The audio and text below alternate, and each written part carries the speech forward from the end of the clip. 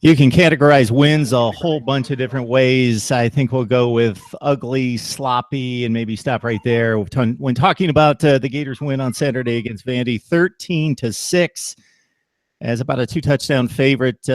Florida went to Nashville, and they do come home and survive with the win, mostly because of the defense or the Vandy offense. David Waters, myself, come your way each and every week for Gators Breakdown. It's part of the SEC Breakdown Network, a number of podcasts, both audio and video along the way. You can catch us on Facebook and Twitter at SEC Breakdown.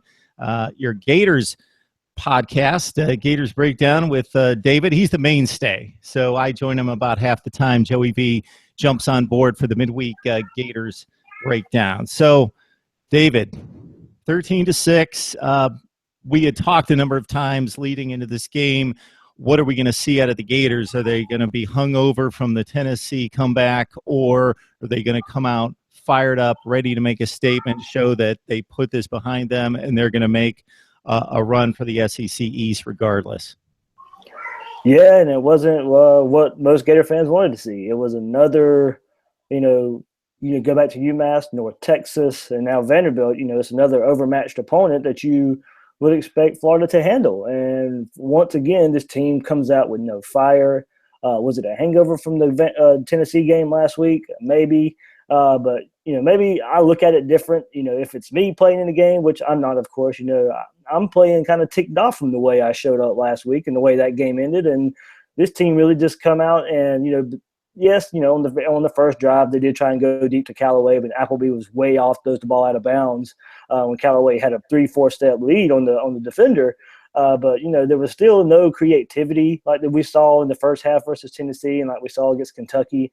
The offensive line, again, is another question that just shows its head, every week now. And it's another big question of what happened. But my main question is, why does this team just come out time after time again and just not showed any desire to play? Is it Luke Del Rio not being quarterback? Is he, the true leader on this team and him not in the huddle? Does that slow it? Does that slow the leadership and the fire down a little bit?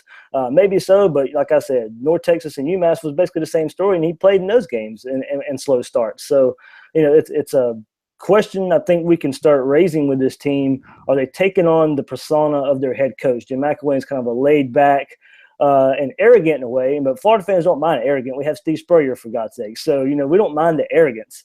But when you have the arrogance and you're getting the results you're getting right now, I think that's when Gator fans are starting to question just a little bit, why this team so much is just come out and can't put teams that they're better than, and we know they are better than, away. Yeah, there's a bunch of theories I think you can go with here, Dave. These kids go out there 12 times a year. So like you just said a minute ago, we've never been college football players and certainly not at that level. We've played some competitive sports here and there, but nothing close to what we're talking about here. But we would expect, just based on pride and showing that you are the man on that particular day, regardless of who you're lining up against, that you want to dominate that opponent. If you're playing somebody that you can dominate or have the potential to dominate, that you would take that pride. Again, it's not a baseball season. It's 12 times a year. Another statement is just, being pissed off, angered about what happened the week before and coming out and taking that out on somebody. The other is just a very practical way of looking at it and knowing that Tennessee has a difficult few weeks coming up. They've got Texas A&M, they've got Alabama, and you need them to drop 2 games, and it almost happened. And at that point, you didn't know what was going to happen later in the day. They almost lost to Georgia, of course. It came within inches or seconds of losing to the Bulldogs. So just thinking, hey, we need to get better. We need to take care of business. And even if Tennessee takes care of business, we finish 11-1, 10-2, and we get to a great bowl game. But there is a big opportunity possibly that they slip up twice against that schedule, and we backdoor our way into the SEC East, as we've seen many times in the last 5 to 10 years. So you would think the motivation would be there. You would think, and just hark back that it gets tiring for Gator fans to see this, and a lot of it's and like you said, Mark, there are factors that go into this. Yes, they were with a backup quarterback on the road for the second week in a row. The offensive line can't bust a grape right now. Show no fire, show no desire. Some of that's play calling to me. I think you can look at when this Florida offense gets up tempo a little bit and stops, the delayed handoffs right now are killing this offensive line. They can't block long enough for this type of offense, and they keep continue to run it. But when they sit back and it's a straight handoff and you just tell the running back to go north and south, that's when this offensive line and the offenses look good. But they want to get in a shotgun and let a running back choose his hole, and it's not working. The offensive line cannot do that right now. So play calling, I think, is part of it. There's no, the screen game was non-existent yesterday from the running backs when it's worked so well this year. There's not a lot that this offense is doing to help the offensive line either. In my opinion, it is it's a catch-22. The offensive line isn't that great, so you can't run your full offense even with Austin Appleby as you can with Luke Del Rio. But it's also, I think, you can help the offensive line a little bit. They're not rolling the pocket, like I said. There's no, everything's delayed handoffs, but now you have Jordan Scarlett in, who's dominating on one drive, doesn't get another carry for 25 minutes in game time. And we've raised this question before: can they keep 4 running backs in the rotation? And to me, it looks like it's hurting right now. Jordan Scarlett, to me, has been the most consistent running back. He scores a touchdown yesterday, dominates on the drive, and doesn't get a ball again for 25 minutes. So there's a lot of factors going into why this offense hasn't looked its best. But I see 2 things: a lack of focus, a lack of fire, a lack of leadership, and a little bit of play calling to help that offensive line. So we got 35 attempts rushing the football. That includes everything. That includes wide receivers. That includes quarterbacks out of the pocket, improv type plays when they have to take off and run. But basically 30 to 35 carries out of all the running backs. And you mentioned Scarlett with 12. He hasn't necessarily emerged for some reason, whatever they're saying, that he needs to get the ball, despite the one impressive drive relying mostly on him. The one thing I'll throw out, I know you may want to dive more back into the running game, but that your statement was pretty emphatic there that they just need to settle on one back, and he seems to be the guy. Obviously, the other guys need to come in, give him a break, and wrestle away 5 to 8 carries, but he should probably get 20 to 22 carries, something in that range. I'm not going to put much of this on Vandy because I think this is almost all about Florida, but we'll give Vandy a little bit of credit because this might not be a real good matchup to look good. If you're the type team that Florida is, where you don't have that quarterback, you struggle offensively along the offensive front. Of course, we know Vandy's very capable on defense. They're going to take the air out of the ball. They're going to squeeze the game down. You're not going to get the full 60 minutes of game time because they're going to run the play clock. They're going to run, as they did Ralph Webb, 24 times, and they were pretty effective running the ball. So did you see anything up front out of Florida? Obviously, they gave up 6 points, so we can only be so critical. But Vandy did chew up some time running the ball and being pretty effective. Going back to that, I question, there was, at the second half of the Tennessee game and what we saw with Vandy, they were gashing this Gator defensive lineman. But, a little bit yesterday was a little bit more excusable. So many injuries. Joey Ivey was ruled out during the week. But, Brian Cox, Jordan Sherritt were limited. Like I said, Ivy was out, and Caleb Brantley missed some time too. So there was a point in that game where none of the starting defensive linemen were on the field for Florida, and Vanderbilt took advantage. It's like I said, and that's part of. I don't think they were fired up to play another noon road game in Vanderbilt, but you had some young guys. You had Antonius Clayton making his first appearance of the season, burning his red shirt. I don't necessarily think it was because of injuries. I really think Florida coaches just really wanted to get him on the field. But you also know Jakai Polite, Jabari Zuniga. They were all on the field. So you had a lot of young guys, a lot of backups on the field for this Florida defense. And like you said, they held on to 6 points. The corners, the DBs, they did their job. And Alex Anzalone, Jared Davis were everywhere. Jared Davis had some really good pass deflections in this game, showing up, one of his weaknesses in his game. But he really showed up in pass defense. But, yeah, it was more so on this Florida defensive line, playing some young guys, having some experienced guys injured. I think you didn't want to test them with LSU coming up, but you kind of have to be worried with LSU coming up. The second half against Tennessee, Vanderbilt being able to, put some yards on this Florida defensive line. They need to get tougher, and Jim McElwain mentioned that yesterday. But like I said, I think part of it comes from him as well. You need to show up. You need to show some toughness. You need to show some physicality, especially with LSU and another pissed off team in LSU coming to the Swamp next week. Playing for a new head coach that, they believe themselves in. They looked a lot better against Missouri. So, Florida, the biggest question, coming up is just answer the bell, be physical on both sides of the ball. So Austin Appleby goes 19 of 28. So that looks decent, but he gets 144 yards out of it. You alluded to it at the top of the show, just in regards to him not being able to connect with Callaway for big yardage.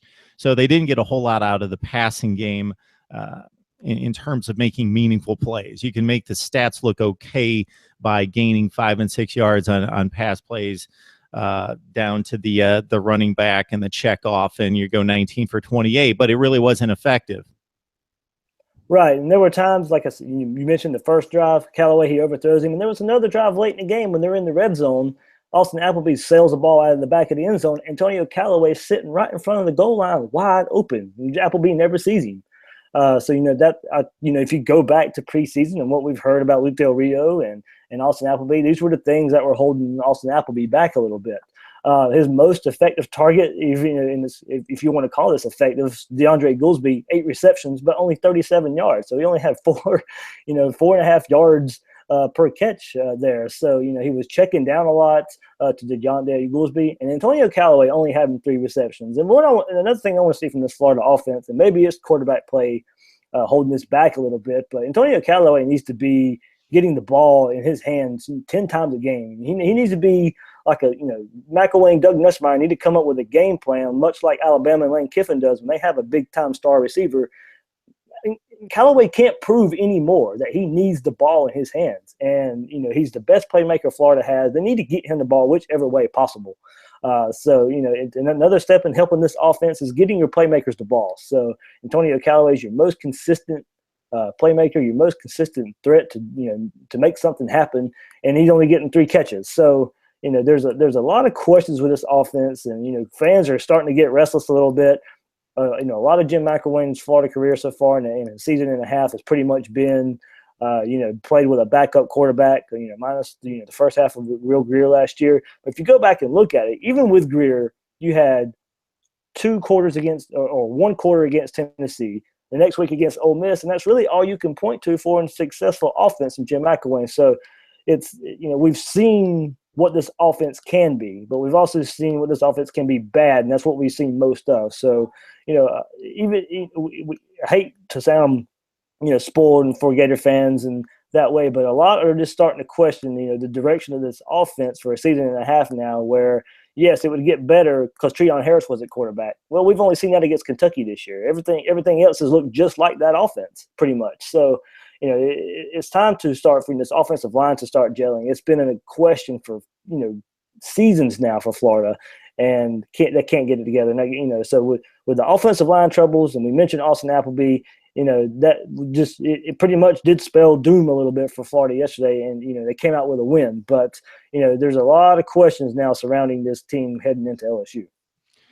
So your channel overall is SEC Breakdown. So if you love the SEC, catch us on Twitter and Facebook at SEC Breakdown. You can also check our video podcasts on YouTube and on iTunes for the audio version. But this is a Gators Breakdown as part of SEC Breakdown with David Waters, myself, Mark Rogers. We got Joey V jumping on midweek with David to set us up this week for the LSU game. So we can talk a little bit about that. I know that we'll talk more on SEC Breakdown on Wednesday night, and you and Joey will knock it out as well. But what's a bit concerning at this point is the score of the Missouri game at 42-7. So we know that LSU is top 5 talent. If we look across the country and we measure talent, and the best way to do that is look at the recruiting rankings and then look at the transition to the NFL, and LSU is always right there.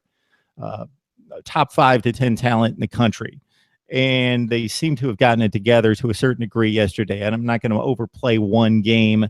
We see it every week. I think you tweeted out sometime over the weekend, Dave. You get different teams every week. So you have a few that you can count on across the country, but they're very few and far between.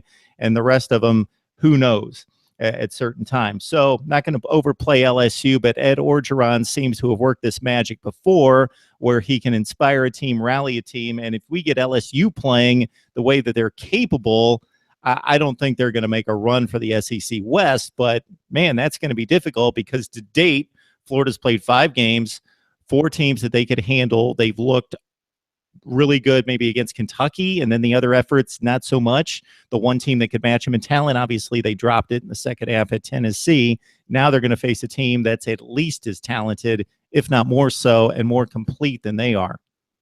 Yeah, you can look at some positives going into this game for Florida to maybe turn around, the last 6 quarters that we've seen from this team. More than likely they get Luke Del Rio back, a starting quarterback. You should start having some injured guys show up. Tyler Jordan played a little bit yesterday in the second half against Vanderbilt, so you'll get him back on the offensive line as another guy you can stick there. And defensive linemen, there should, no major injuries coming out of that Vanderbilt game yesterday, so should be okay there. But it's like I said, it's coming out and wanting to play. It's a noon game, which is rare for a Florida LSU game to be at noon, but an ESPN game, just I guess programs are, of course, after Florida lost to Tennessee and LSU firing their coach, ESPN. It's still a big enough game for ESPN and too big for SEC networks. So that's why I got stuck in that noon slot there. But it's a noon game, and fans, are usually late arriving to the home noon games for the Swamp, and pointing to LSU, yeah. I mean, yeah, it's only one game, but they look much better against Missouri. Missouri, I guess we were resting their laurels on they own the teams they were better than and shown it. But they did falter against Georgia, West Virginia in the first game of the season, and then just got completely steamrolled by an LSU team that was probably just ready to play for a new coach and show what they have. So I was one of the few who picked that upset of Missouri and LSU. So I wish I could have that back, but it's there's points I said you could point to. Getting Luke Del Rio back, who I think is your leader on this team, you get him back in the huddle. And maybe just it's the first home game in 2 weeks now when you played on the road in Tennessee twice against Duval and Vanderbilt. So you get your home crowd back, and maybe it's time to just show them something. I hate to sound like a broken record every week, but it's just this team has to come out with something. It has to come out with we saw and we did see it against Tennessee. You're up 21-0, aggressive play calling. That's what we need to see against LSU. I think this definitely so far is the best defense Florida has faced coming to far this year. So that's the big question. I think you're coming in with a lot of questions on offense against the best defense one of the best defenses you'll probably play all season. And that secondary for LSU is very, very strong. So, Luke Del Rio is coming back with 2 weeks off. Can he be in the rhythm of things and going against a very good secondary in LSU who really only right now they have to worry about Antonio Callaway. So, this running game really needs to get going. Jordan Scarlett needs to get a majority of the carries and, show some pride. But if, the way I'm looking at this game right now, I don't, after seeing the last 6 quarters for Florida, can they really flip a switch with Luke Del Rio coming in? Maybe that's the switch that needs to be flipped. But right now I have a lot more questions, and it's weird. This is going to be Ed Orgeron's second game as head coach, and I have more questions right now about Florida than I do about LSU. What I'm going to be interested to see, Dave, and I like the big storyline and like the narrative and the comparisons, whether it's between conferences, but in this standpoint, it's going to be between divisions. So for 8 years, the West has clearly been better than the East. We don't have a whole lot to go on this season, but this week we've got LSU and Florida. We got Tennessee and Texas A&M. The two indicators we've got so far that mean something, obviously Alabama, Kentucky, and we'll even take Alabama out of the mix and judge the East against the West minus Alabama at this point, unless somebody proves something in the West that we don't foresee. What we've got to go on at this point is Mississippi State's probably the worst team in the West, and South Carolina may or may not be the worst team in the East. They've got a win over Vandy, and they've got another SEC win. So, but South Carolina and Mississippi State and the Bulldogs win that by a couple touchdowns pretty easily. They got like a 24-0 lead at half. Georgia, who takes Tennessee to the wire, really outplayed them, I thought. Should have won the game, obviously, if they protect the Hail Mary. They go to Ole Miss 2 weeks ago, and that was not a game against teams that are pretty much seated in the same places, or you would think, in each division. So we'll see how it plays out, but our first indicators are that nothing's changed. Correct. And I think if I remember off this is off the top of my head, last season the only wins the East had over the West was Florida's blowout versus Ole Miss and Georgia beating Auburn.